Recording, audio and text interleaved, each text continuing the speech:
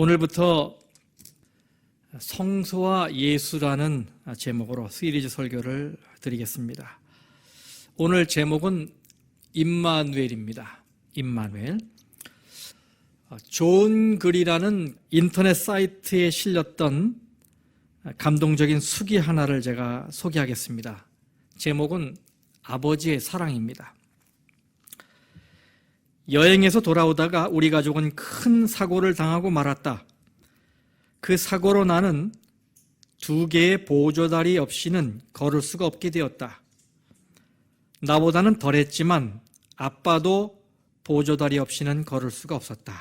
나는 사춘기를 보내며 죽고 싶을 정도의 열등감에 시달렸다. 내가 밥도 먹지 않고 책상에 엎드려 울고 있을 때 위안이 되어준 사람은 아빠였다.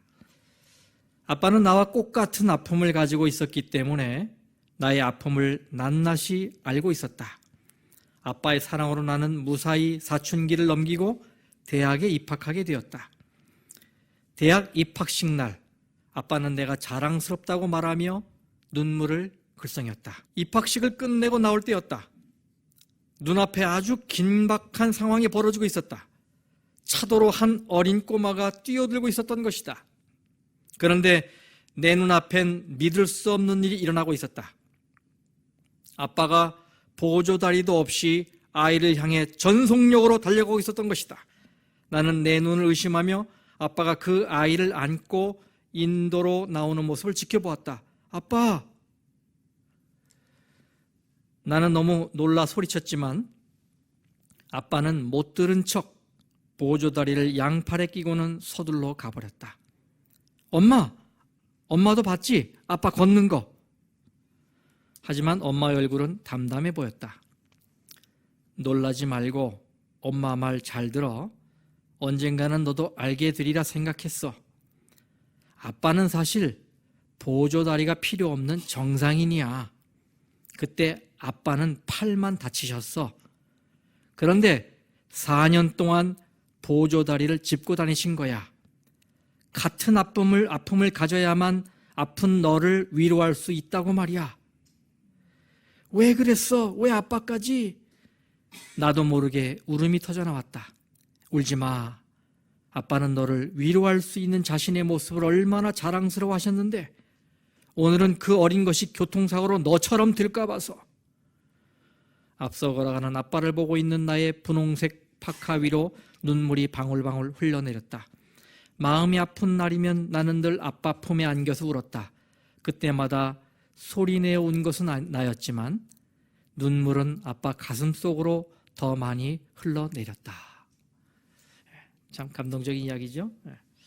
성도 여러분, 우리 예수님도 죄 때문에 치명상을 입고 죽음 앞에서 괴로워하는 우리와 함께 하시기 위해서 이 땅에 오셔서 목발을 짚으셨습니다.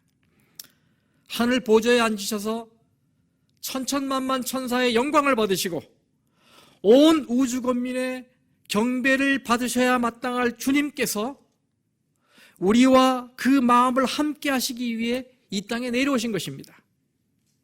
분명 인간들에게서 모욕을 당할 줄 아셨음에도 불구하고 그리고 조롱을 당하실 줄 아셨으면서도 그러다가 결국은 죽임을 당할 것을 아셨으면서도 그렇게 하셨습니다. 여기 아빠는 딸을 위해 4년 동안 목발을 짚었다고 그러는데 우리 예수님은 33년 반 동안 우리 죄인들과 함께 사셨습니다. 아니, 이렇게 우리와 함께 하실 계획은 창세 전부터 세우신 계획이었기 때문에 그 오랜 세월 동안 우리와 함께 하신 것입니다. 그리고 마태복음 28장 20절에 뭐라고 하셨어요? 볼지어다 내가 세상 끝날까지 너희와 항상 함께 있으리라. 얼마나 감사한 약속인지. 여러분도 그 주님과 함께 하길 원하십니까? 네. 이 금요일도 안식일이기 때문에 이 안식일의 첫 시간에 하나님께 예배하기 위해 달려오신 여러분들을 환영하고 또 이 설교를 다시 듣기로 들으시는 분들 가운데 이곳에 달려오지 못하시는 분들은 집에서도 꼭 예배를 드리시기 바라고, 혹 기회가 되면 이곳으로 다 달려오시길 바라겠습니다. 주님과 함께 하고 싶은 우리의 마음을 찬양으로 좀 고백하면 좋겠다고 생각합니다. 여러분, 라면 좋아하십니까? 라면 좋아하세요? 그 라면이 그렇게 좋은 음식은 아니죠. 좋은 음식은 아닙니다. 그런데 그렇더라도 혹 드시길 원하시면 삼육라면을 드시기 바랍니다. 그 중에 좀 낫습니다. 이 동물의 이 뼈가루로 국물 내지 않기 때문에 그나마 나아요. 그런데 먹으면 먹을수록 건강해지는 라면이 있습니다. 그 라면이 바로 주와 함께 라면입니다. 주와 함께 라면. 이 찬양을 3절로 되어 있는데요. 제가 이 금요일 저녁마다 이 찬양을 좀 같이 하려고 그래요. 참 마음이 행복해지는 그런 찬양인데요. 아시는 분 같이 부르시면 좋겠습니다. 악보가 그려져 있으니까 같이 한번 부르도록 하겠습니다. 주와 함께라면 가난해도 좋아 참된 부요함이 내 맘에 가득하니까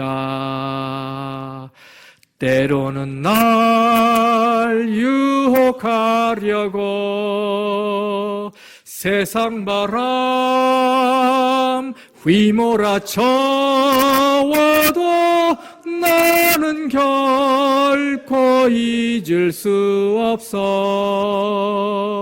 자비로운 주의 음성을 주와 함께라면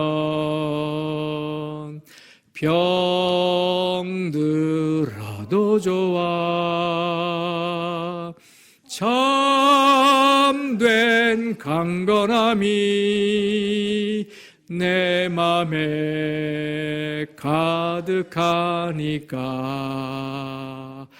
때로는 날 넘어뜨려 거친 파도 휘몰아쳐도 나는 결코 놓을 수 없어 따사로운 주의 손길을 내 맘 아시는 주 항상 함께 계셔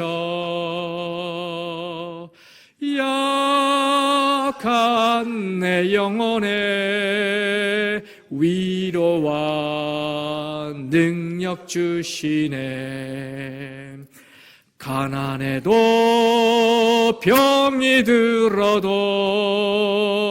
시련의 밤 어둡고 깊어도 나는 결코 떠날 수 없어 아름다운 주의 나라를 아름다운 주의 나라를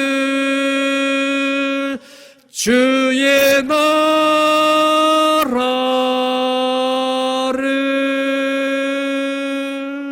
아멘. 성경의 역사를 보면요 어디에나 언제나 하나님이 우리와 함께 계시다라고 하는 뜻을 가진 임마누엘의 모습이 담겨 있습니다. 어떻게 보면 하나님께서는 우리와 함께 있고 싶어서 안달이 나신 모양입니다. 세상을 창조하실 때 인간과 함께하고 싶으신 하나님의 마음이 그 기본에 깔려 있어요. 창세기 1장 27절에 말씀하시기를 하나님이 자기 형상 곧 하나님의 형상대로 사람을 창조하시되 남자와 여자를 창조하셨다고 말씀하고 있습니다. 인간을 하나님의 형상으로 창조하신 것은 그 어떤 존재 어떤 것보다도 바로 인간과 교제하고 싶으셨기 때문입니다. 뭐든지 공통점이 있어야 함께하기가 좋습니다. 공통점이 없으면 함께하기 어려워요. 이 엄마가 자기 아기를 업고서 집 앞에 나왔는데 잘 아는 동네 사람이 지나가면서 야, 이 아기 아빠 닮았네. 그러면 이 엄마는 그래도 흐뭇해서 기분 좋아서 이제 업고 있는 게 가볍게 느껴져요. 기분이 좋으니까. 그런데 동네 사람이 지나가다가 이상하다. 이 아기는 꼭 이웃집 아저씨를 닮았네. 이러면 이제 이 엄마는 이 아기를 업고 나가는 게 부담스러운 겁니다, 이제. 그죠? 그런 얘기 또 들을까봐. 닮아야 함께 할 수 있어요. 그렇죠? 닮아야. 그래서 하나님께서 우리를 당신 닮게 만드신 거예요. 왜? 함께 하시기 위해서. 함께 하시기 위해서. 이것은 하나님이 아예 우리와 함께 하실 작정을 하시고 우리를 만드신 것이다 라고 말할 수가 있는 것입니다. 최초의 창조를 다 이루시고 안식일을 제정하셨죠. 그렇죠? 그래서 제7일의 안식일을 제정하신 것은 그분이 우리와 만나고 싶으셨기 때문입니다. 그래서 안식일은 뭐냐면 하나님과 함께 만나는 시간. 그죠? 하나님과 인간이 만나는 시간이에요.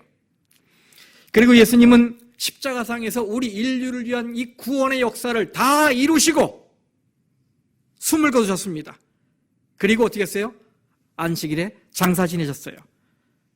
여기 요한복음 19장 30절 31절에 예수께서 신포도주를 받으신 후에 이르시되 다 이루었다 하시고 머리를 숙이니 영혼이 떠나가시니라. 이날은 준비일이라. 유대인들은 그 안식일이 큰 날이므로 이렇게 되어 있어요. 그러므로 창조는 우리 인간을 향해 말씀하시는 거예요. 강한 소유를 의미하고 구원, 이 재창조는 더 강한 소유를 의미하는 것입니다. 이것을 출애굽기의 이 안식일 계명과 신명기의 안식일 계명을 비교하며 말씀 나눠보십시다. 출애굽기 20장 8절에서 11절, 그리고 신명기 5장 12절에서 15절이 안식일 계명이죠. 근데 이 출애굽기와 신명기에 나오는 두 안식일 계명의 차이가 무엇입니까? 차이가 무엇이에요? 출애굽기 20장은 우리가 안식일을 지켜야 하는 이유, 그 근거로서 창조를 이야기하고 있지만 신명기 5장은 우리가 안식일을 지켜야 하는 이유를 뭐라고 해요? 구원이라고 말하고 있어요. 구원. 그러므로 안식일은 창조와 구원의 기념일인 것입니다. 이것을 대한민국의 국경일에 비유하면 우리나라의 10월 3일을 개천절이라고 그럽니다. 개천절. 그렇죠? 이것은 개국 기념일이죠. 개국 기념일이에요. 8월 15일은 광복절입니다. 이것은 독립 기념일입니다. 그런데 바로 이 안식일은 이 개천절과 광복절을 합쳐놓은 날이라고 이해하면 됩니다. 다시 말하면 시작과 다시 시작을 기념하는 것입니다. 창조와 재창조를 기념하는 날이 이 안식일이에요. 그렇죠? 이렇게 하나님께서는 이중으로 우리가 하나님의 소유됨을 선언하시고 우리와 함께 있고 싶어 하시는 당신의 의지를 안식일에 담아두셨습니다. 이사야 43장 1절 말씀입니다. 야곱아, 너를 창조하신 여호와께서 지금 말씀하시느니라. 이스라엘아, 너를 지으신 이가 말씀하시느니라. 너는 두려워하지 말라. 내가 너를 구속하였고 구원하였고 내가 너를 지명하여 불렀나니 너는 내 것이라. 여기도 창조하신 여호와께서 내가 너를 구원했다라고 하시면서 너는 누구다? 내 거다 하고 소유를 말씀하고 계세요. 이게 안식일 계명에 다 들어가 있는 것입니다. 그런데 이런 하나님의 사랑에도 불구하고 인간이 죄를 짓지요. 그래서 죄 지은 인간은 그렇게 함께 있고 싶어 하시는 하나님을 떠나 분리될 수밖에 없었습니다. 그 몹쓸 죄가 하나님께서 가지신 최고의 계획인 이 임마누엘 플랜, 임마누엘 프로젝트, 하나님이 우리와 함께 계시다라고 하는 이 계획을 산산조각 내버렸습니다. 두려워서 숨는 것입니다. 도망가는 것입니다. 달아나는 거예요. 하나님 품을. 그러면 하나님께서 이쯤에서 임마누엘 플랜을 포기하셨을까? 천만의 말씀입니다. 우리 인간을 향한 하나님의 집념은 끈질기고 철저합니다. 하나님은 여기서 멈추지 않고 준비하신 임마누엘 플랜을 가동시키셨어요. 그것은 하나님께서 친히 인간이 되어 이 땅에 오셔서 죄의 값인 죽음을 인간 대신 갚으시는 길이었습니다. 이 놀라운 구원의 계획을 아담과 하와가 죄를 짓고 아담과 하와에게 벌을 내리시기 전에 선언하셨어요. 이 놀라운 계획을. 그것이 바로 창세기 3장 15절이죠. 내가 너로 여자와 원수가 되게 하고 너의 후손도 여자의 후손과 원수가 되게 하리니 여자의 후손은 네 머리를 상하게 할 것이요 너는 그의 발꿈치를 상하게 할 것이니라. 이것이 구원의 계획이잖아요. 그렇죠? 구원의 계획이에요. 이 구원의 계획을 언제 선언하셨느냐 이거예요. 아담과 하와가 죄를 짓고 그들에게 형벌을 내리시기 전이었다는 거예요. 이게. 형벌을 내리시기 전에, 그러니까 벌하시기 전에 이미 어떻게 사랑을 표현하신 거예요. 먼저. 여기 여자의 후손이 나오죠. 우리가 예언 세미나를 통해서 여자의 후손에 대해서 예언적으로 살폈잖아요. 여기 여자의 후손은 누굽니까? 예수님입니다. 근데 여러분, 예수님을 왜 여자의 후손으로 표현하셨을까요? 예수님을 왜 여자의 후손으로 표현하셨을까요? 로마서 5장 12절 말씀. 그러므로 한 사람으로 말미암아 죄가 세상에 들어오고 죄로 말미암아 사망이 왔나니 이와 같이 모든 사람이 죄를 지었으므로 사망이 모든 사람에게 이르렀다라고 말씀하고 있어요. 여기 한 사람 할 때 이 사람은요 남성 명사입니다. 남자예요. 남자. 한 사람을 말미암아 죄가 세상에 들어왔다 그랬어요. 그럼 이거 누구를 가리키는 것입니까? 아담을 가리키는 것이죠. 그런데 여러분 이상하지 않습니까? 죄는 누가 먼저 졌는데? 여자가 먼저 졌는데. 근데 여기는 뭐예요? 남자에게서 아담에게서 죄가 세상에 들어왔다라고 말하고 있어요. 왜 그럴까요? 그 이유는 아담이 인류의 근원이기 때문에 그렇습니다. 창조 질서를 보면 인류의 근원은 남자입니다. 아담이 먼저 창조됐고 그 다음에 여자 하와는 아담의 어디에서? 갈비뼈에서 창조됐습니다. 그렇죠? 나중에 나왔어요. 그래서 아담이 바로 이 인류의 근원인데, 그런데 인류의 근원인 남자가 죄를 졌죠. 먼저 졌든지 나중에 졌든지 상관하지 않고 인류의 근원이 죄를 졌어요. 그래서 그의 범죄로 말미암아 그를 근원으로 하고 있는 온 인류의 이 창조 질서가 망가진 것입니다. 망가진 거예요. 씨가 잘못된 거예요. 이 복사를 하더라도 잘못된 게 올려져 있으면 나오는 게 다 뭡니까? 잘못된 게 나오죠. 복사를 하면, 프린트를 하면. 그래서 인류는 남자와 상관없이 다시 시작해야만 했습니다. 왜냐하면 그 남자가 죄를 졌기 때문에. 그래서 여자의 후손으로 나오셔야 했어요. 예수님께서. 인류의 구세주로 오시려면. 이사야서 7장 14절. 그러므로 주께서 친히 징조로 너희에게 주실 것이라. 보라, 처녀가 잉태하여. 말이 이상하잖아요. 그죠? 처녀가 어떻게 잉태해? 처녀가 잉태하여 아들을 낳을 것이요. 그 이름을 뭐라 하리라? 임마누엘이라 하리라. 그런데 이 구약의 이 예언의 말씀을 마태복음에서 마태가 예수님의 탄생에 적용시킵니다. 마태복음 1장 23절. 보라, 처녀가 잉태하여 아들을 낳을 것이요 그의 이름은 임마누엘이라 하리라 하셨으니 이를 번역한즉 뭐라고요? 하나님이 우리와 함께 계시다. God with us. 우리와 함께 계시는 하나님. 이게 바로 예수님의 이름이라는 것입니다. 이렇게 인간이 죄를 지어서 달아났지만은 하나님은 여전히 인간과 함께 있고 싶으셨습니다. 그래서 태초에 벌 내리시기도 전에 선언하신 그 임마누엘 플랜을 실천하신 거예요.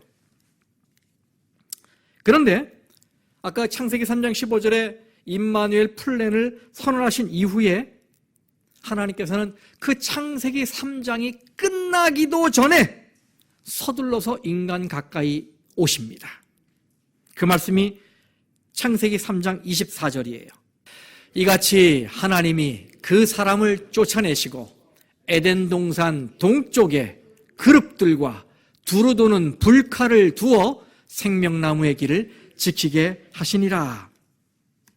여러분이 사진으로 보시다시피 대부분 요 성경절을 묘사하는 화가들의 그림을 보면 어떻게 되어 있어요? 천사가 번쩍번쩍 빛나는 칼을 들고 이 노한 표정으로 짓고 있고 아담과 하와는 쫓겨나는 것이기 때문에 아주 초췌한 얼굴로, 그죠? 영광의 두루마리는 사라져버리고 초췌한 얼굴로 눈물을 흘리면서 에덴 동산을 등지고서 가는 모습이에요. 대부분이 다 이렇게 표시가 돼, 이렇게 그림 그려져 있어요.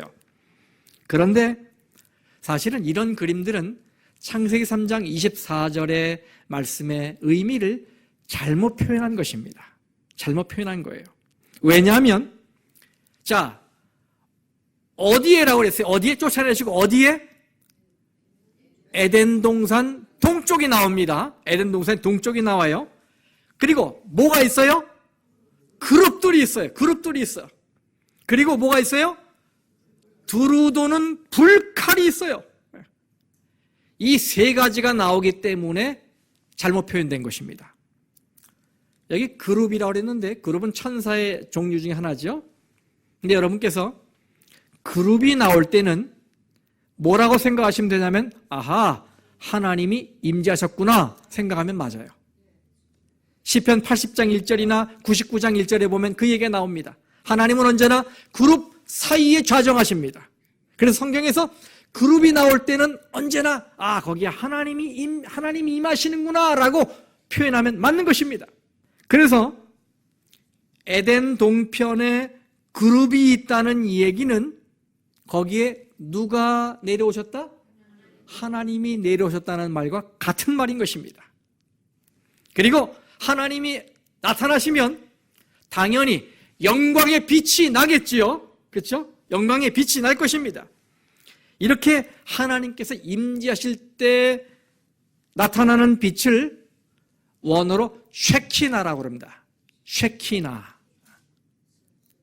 하나님께서 임재하실 때 나타나는 영광의 빛을 쉐키나라고 그래요. 그래서 두루 도는 불칼, 그죠? 두루 도는 불칼. 구역 성경에는 화염검이라고 번역해 놨어요. 그죠? 화염검. 두루 도는 불칼이라는 말은 사실은 히브리 원어를 잘못 번역한 것입니다. 잘못 번역한 거예요.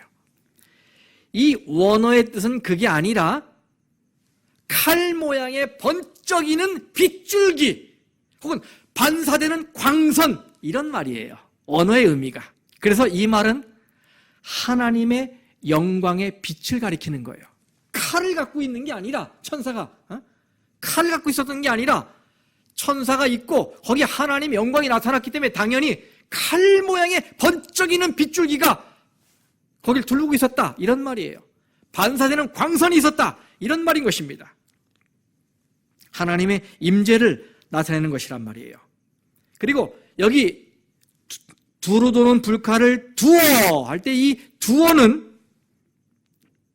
쉐키나와 같은 뿌리를 가지고 있는 히브리어인데 이 샤칸이란 말이에요. 샤칸. 이것은 예수님의 성육신을 묘사한 요한복음 1장 14절 말씀이 육신이 되어 우리 가운데 거하심에 할 때에 이 거한다는 말과 같은 말이에요. 그래서 이 거한다는 말은 다시 말하면 텐트를 친다. 이런 말, 텐트를 친다. 다시 말하면 이것을 이제 종합적으로 표현해 보면 하나님이 영광의 빛 가운데 임재하셔서 마치 텐트를 치듯 인간과 함께 하셨다. 이런 말이 바로 이 창세기 3장 24절의 말씀이에요. 이해하시겠죠? 그래서 그림을 바로 그리려면 인류가 에덴 동산 동편, 하나님이 임재하신 곳으로 나와서 하나님께 예배하는 모습으로 그려야 돼요. 왜냐하면 거기 하나님의 임재가 있기 때문에. 그래서 부조화 선지자에는 이렇게 적어놨어요. 62페이지 보면 아담과 그의 아들들은 이곳으로 하나님을 예배하기 위해 나왔다. 왜? 거기 누가 계시니까? 하나님이 계시니까. 바로 이곳으로 하나님을 예배하기 위해 나왔다라고 말씀하고 있는 것입니다. 그래서 창세기 3장 21절에 아담과 하와가 죄를 지은 이후에 벌거벗었으니까 하나님께서 뭘 입혀주십니까? 가죽옷을 입혀주시죠. 다시 말하면 어떤 짐승의 죽은 것을 상징하는 거예요. 가죽옷은요. 이렇게 짐승의 죽음을 상징하는 가죽옷이 있고 그룹 천사들이 있고 그 가운데 하나님의 임재하심의 영광이 있고, 그래서 바로 여기서 아담과 하와가 그리고 그 자녀를 데리고 와서 예배를 드렸으니까 이곳이 바로 원초적인 성소가 된 것입니다. 성소, 거룩한 장소가 된 거예요. 여러분, 하나님의 마음이 얼마나 급하셨습니까? 죄로 인해 상처를 입은 아담과 하와를 치료하기 위해서 아담과 죄짓고 쫓겨난 이후에 곧바로 뭘 차리신 거예요? 응급실을 차리신 거예요. 이멀전시 룸을 만드셔갖고 나오라, 빨리 나오라, 여기서 빨리 치유를 받으라 이거예요. 그 이후에 이스라엘 백성들이 애굽에서의 긴 노예 생활을 끝내고 광야로 나왔을 때 하나님께서는 모세를 통해서 다시 한번 임마누엘 하나님을 선언하십니다. 출애굽기 25장 8절 다 함께 읽어봅시다. 시작. 내가 그들 중에 거할 성소를 그들이 나를 위하여 짓되. 여기 거할 이 말이 두루두는 불칼을 두어 라는 그 말과 똑같은 샤칸이란 말이에요. 똑같은 말입니다. 그러므로 우리가 이제 배우려고 하는 이 성소 제도는 한마디로 말하면 하나님께서 우리와 함께 있고 싶어 하시는 강한 의지가 표현된 하나의 시각 자료입니다. 그걸 바라보면서 우리는 뭘 느끼는 거예요? 아, 하나님이 우리와 그렇게 함께 있고 싶어 해서 안달이시구나. 간절한 마음으로 우리를 초청하시는구나. 이거를 보게 되는 거예요. 성소를 볼 때. 아셨죠? 무남동녀 외동딸이 결혼을 합니다. 아빠가 애지중지하던 그 딸과 이제 마지막으로 포옹을 해요. 그리고는 딸의 손에 한 열쇠를 쥐어주면서 말합니다. 아가야, 내가 생활에 지치고 힘들 때 언제든지 이곳에 와서 자유롭게 문을 열고 들어오거라. 내가 오면 언제나 아빠는 거기 있을게. 이게 뭐다? 이게 성소다, 성소.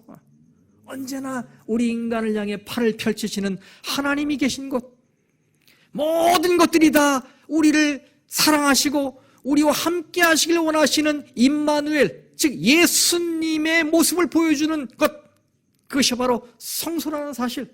성소는 다정한 미소를 지으면서 언제나 팔을 벌려 반갑게 맞이하시는 우리들의 아빠, 엄마와 같은 품인 것입니다. 기쁠 때도 이 집에 가고 싶겠지만 가슴에 멍이 들 정도로 외롭고 상처받았을 때 더 가고 싶은 곳, 그곳이 바로 이 성소인 것입니다. 더욱이 예수님은 우리 인간들이 그 집을 찾아오기가 쑥스럽고 부담스러울까 봐 이제 나의 당신이 성소 자체가 돼서 이 땅에 오셨어요. 요한복음 1장 14절이 바로 그거죠. 말씀이 육신이 되어 우리 가운데 거하심에, 텐트를 치심에, 성막을 치심에, 그 말이에요. 똑같은 말이에요. 다시 말하면 예수님이 성소가 되어 오셨다. 우리 가운데 거하시기 위해서, 임마누엘 하시기 위해서 오심에, 이런 말인 것입니다. 요한복음 1장 14절이. 누가복음 2장 22절에서 24절에 보면 예수님께서 태어나신 지 8일 만에 성전에 가서 데디케이션, 봉헌되신 이야기가 나와요.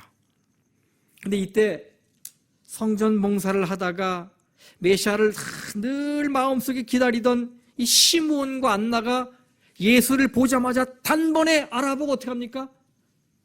예수를 품에 안고 찬양하잖아요. 그렇죠? 근데 여러분, 그때 그 같은 시간에 얼마나 많은 제사장들이 그곳에서 일하고 있었습니까?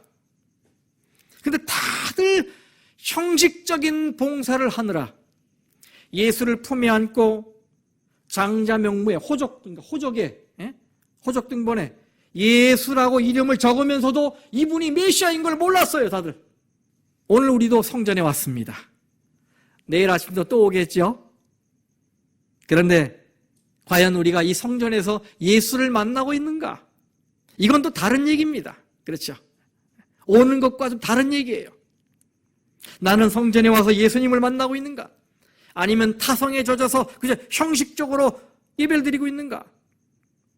내가 기도를 하든지 찬양하는 것은 진정한 마음으로 예수님께 하고 있다고 느끼면서 하고 있는가? 아니면 늘 해왔기 때문에 아무 생각 없어도 자동적으로 나오는 그런 짓거림들인가? 한번 생각해 볼 필요가 있다고 생각합니다. 예수님께서 12살 때 육신의 아버지 어머니 요셉과 마리아와 함께 유월절을 지키기 위해 예루살렘에 가셨습니다. 누가복음 2장에 그 얘기가 나오지요. 그런데 유월절 행사가 마치고 집으로 돌아가는 길에 요셉과 마리아가 예수를 잃어버린 이야기가 나옵니다. 3일 만에 예수님은 어디서 찾았어요? 성전에서 찾았어요. 예수님을. 성전에서 찾았습니다. 마찬가지로 우리도 성전에서 예수님을 찾아야 합니다. 성전에서 예수님을 찾아야 돼요. 그것이 이 성전에 오는 유일한 목적이어야 합니다. 예수를 만나기 위해서.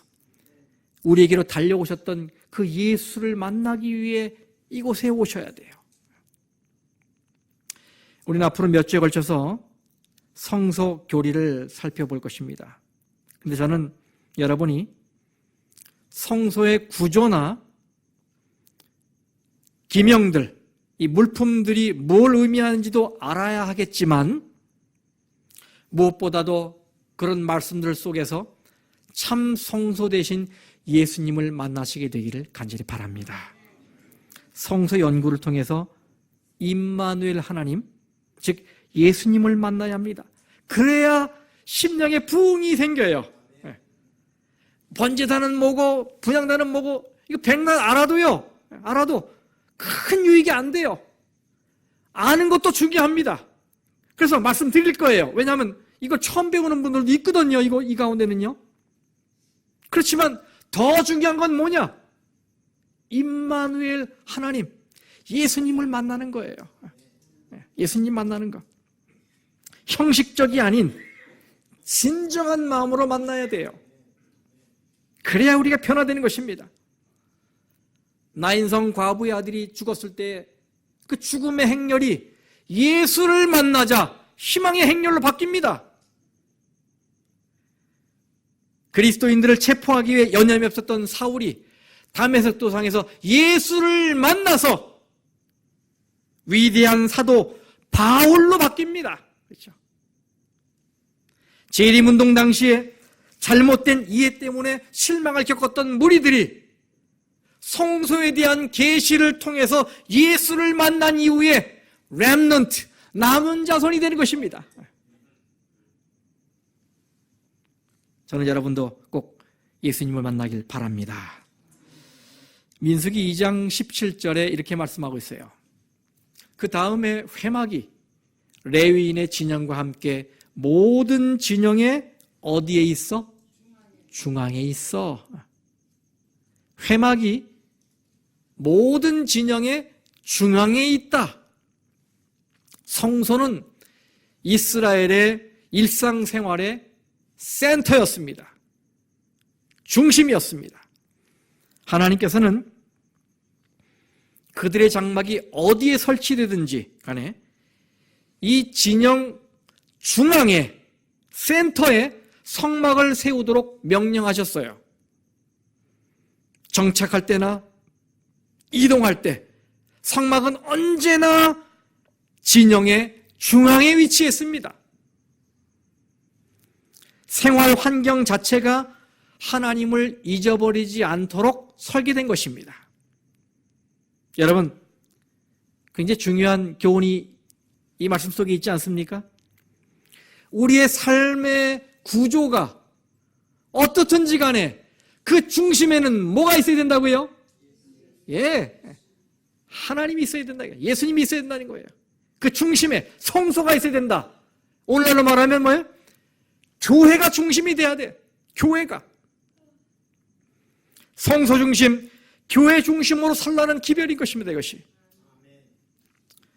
저는 여러분의 일상이 교회를 중심으로 돌아가길 바라요. 교회를 중심으로. 가장 기다리는 시간도 교회에 와서 예배드리는 시간이 되길 바라고, 가장 듣고 싶은 것도 교회에 와서 선포되는 말씀이기를 바랍니다. 이것이 성소의 메시지예요. 전동차는 위에 설치된 이 전선과 연결됐기 때문에 수십 마일 혹은 수백 마일 떨어진 발전소로부터 전력을 공급받으며 달려갑니다.